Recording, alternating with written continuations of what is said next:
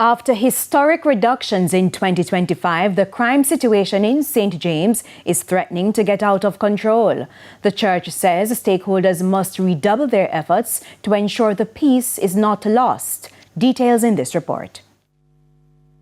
The crime monster showed itself at one of the churches represented by this group weeks ago, when a woman was shot and killed by a gunman on the premises of the New Testament Church of God in Montego Bay, St. James, while persons worshipped. Reverend Glendon Powell says that incident has one simple explanation. Where there is the lack of fear for God.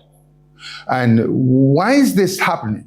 This is happening because a number of our parents now today does not send their children or bring their children to church. So there is a generation now that is growing up who does not know the God that you and I talk about.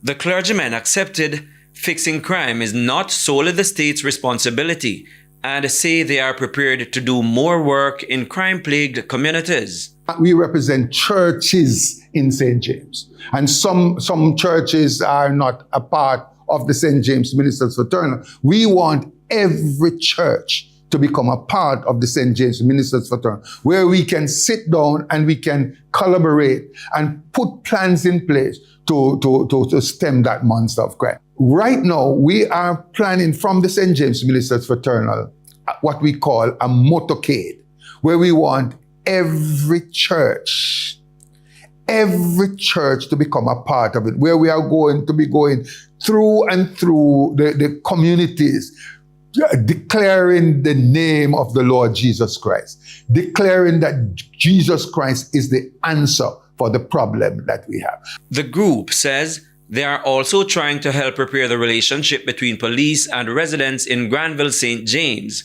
where a woman was controversially shot and killed by the police.